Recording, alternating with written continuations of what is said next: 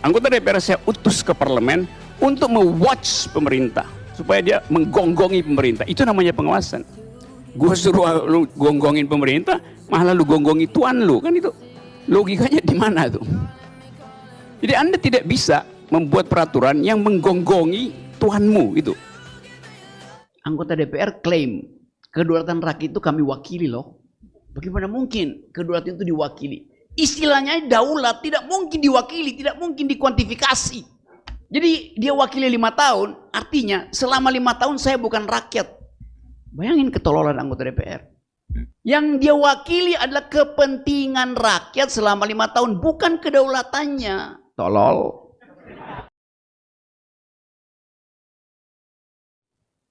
Kita mau coba bayangkan pengertian negara itu di dalam kondisi bergerak karena ada problem-problem ekonomi.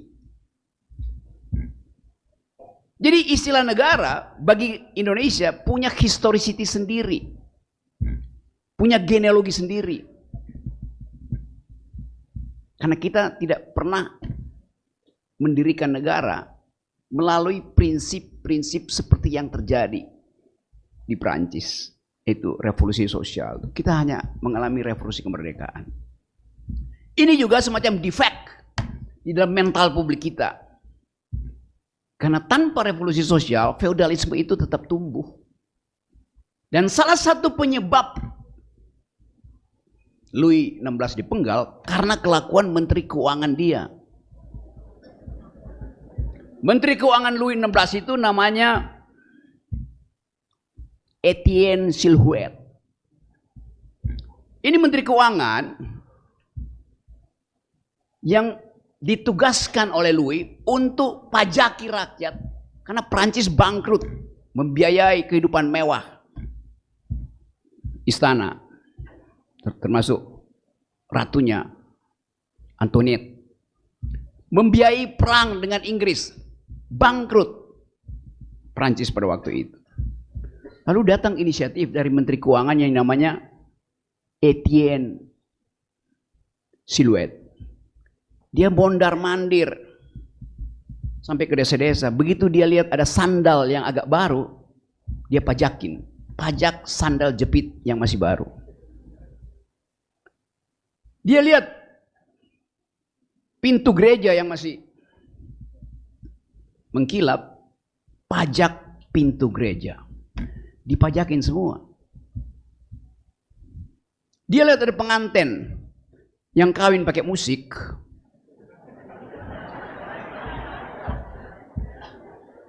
Pengantinnya dipajakin karena tahu akan dapat hadiah, musiknya dipajakin, royalti. Itu dilakukan oleh Menteri Keuangan Louis yang namanya Etienne Silhouette. Saking keselnya rakyat Prancis, saking keselnya wartawan Prancis terhadap kelakuan Etienne Silhouette, setiap kali diberitakan wajahnya si Etienne Silhouette itu dibikin hitam putih aja. Dari situ istilah Silhouette dimulai itu. Karena kebencian. Dan kebencian itu akhirnya berakhir di 1789 di alun-alun kota Paris. Itu pemenggalan Louis XVI. Di dalam konsep yang saya terangkan tadi, apakah Sri Mulyani mengerti bahwa tugas negara di Indonesia, di negeri ini adalah mencerdaskan kehidupan bangsa? Oleh karena itu, biaya pendidikan harus ditanggung negara. Lain di Amerika nggak ada tugas negara mencerdaskan kehidupan bangsa. Setiap anak Amerika umur 18 tahun, bapaknya bilang, udah selesai, lu cari duit sendiri kalau mau belajar. Kan negaranya negara libertarian. Kita negara yang didesain secara sosialistis. Dengan konsekuensi, negara harus state spending expenditure mesti diberikan. Justru untuk meningkatkan taraf pendidikan kita. Supaya nanti ketika pemilihan umum tidak ada lagi orang dungu yang nunggu amplop di pojok-pojok kampung. Pemilih kita di 2024 68% atau 78% hanya lulus sekolah kelas 7 artinya tidak pernah lulus SMP. Itulah korban pertama dari elektoral demokrasi yang basisnya adalah BLT dan amplop. Karena tidak ada diskurs yang memungkinkan orang menagih pajak berdasarkan aturan rasional.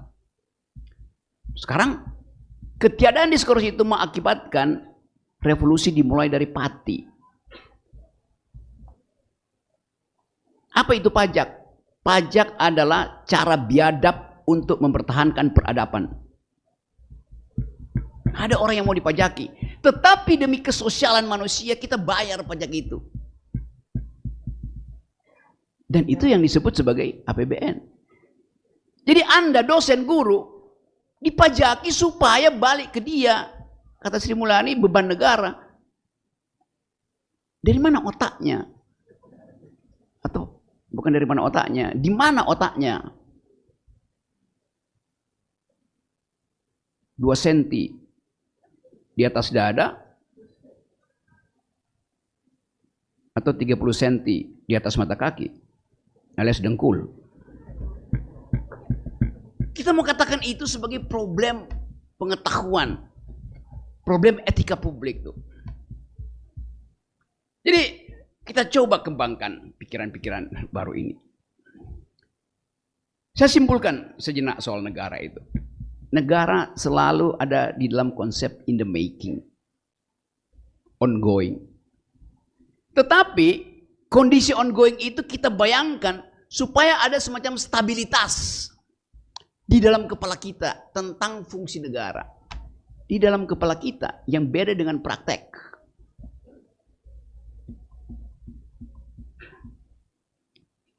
Nah, konsekuensi kalau kita tidak ucapkan bahwa negara yang kita sebut hari-hari ini harus dikaitkan dengan beroperasinya sistem demokrasi di dalam negara. Dan itu yang kita sebut sebagai kedaulatan rakyat. Ayat 2 pasal 1 konstitusi kita mengatakan kedaulatan ada di tangan rakyat. Selesai. Anggota DPR klaim kedaulatan rakyat itu kami wakili loh. Bagaimana mungkin kedaulatan itu diwakili? Istilahnya daulat tidak mungkin diwakili, tidak mungkin dikuantifikasi. Daulat itu absolut ada pada saya. Saya kehilangan kedaulatan, saya berhenti jadi rakyat. Jadi dia wakili 5 tahun, artinya selama 5 tahun saya bukan rakyat. Karena identitas primer saya hilang. Bayangin ketololan anggota DPR. Yang dia wakili adalah kepentingan rakyat selama 5 tahun, bukan kedaulatannya. Tolol. Ini standar. Jadi kita dari awal tidak memfilter anggota-anggota DPR ini. Dia kita pilih karena dia mengemis suara kita pada waktu itu. Begitu dia jadi anggota DPR, dia jadi tuan.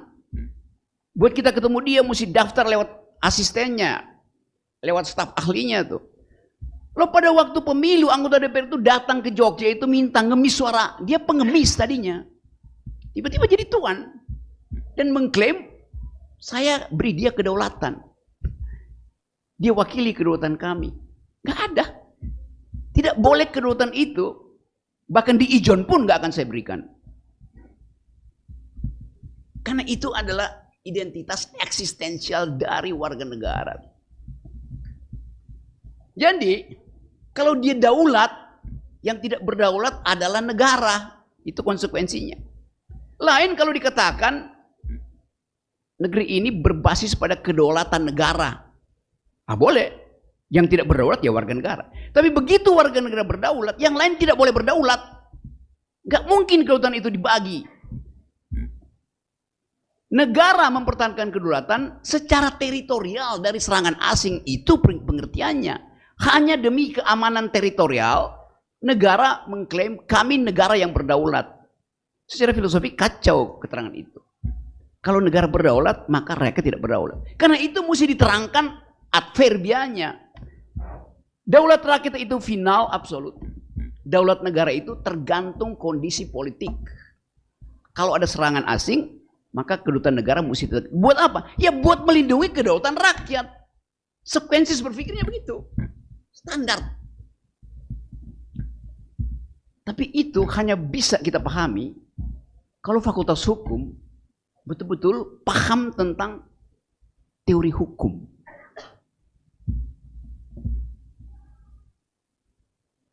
Tapi banyak lulusan fakultas hukum, bahkan di UI, UGM, yang tidak paham tentang hukum. Dia paham tentang undang-undang. Karena yang diajarkan adalah undang-undang, bukan hukum. Karena itu ganti aja fakultas hukum jadi FUU, Fakultas Undang-Undang. Bacanya FU. FU. FA. FA.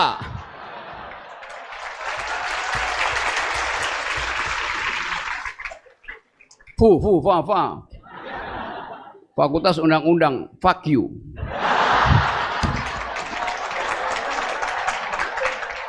Tadinya saya mau edit, tapi dosen kalian bilang nggak usah diedit, Rock. Sebab DPR itu diminta untuk menghasilkan produk yang betul-betul koheren, masuk akal, berguna, jangka panjang.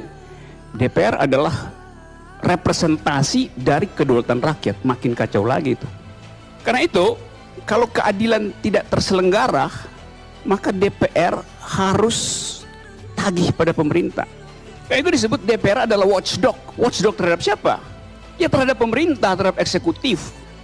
Anggota DPR saya utus ke parlemen untuk me-watch pemerintah, supaya dia menggonggongi pemerintah. Itu namanya pengawasan.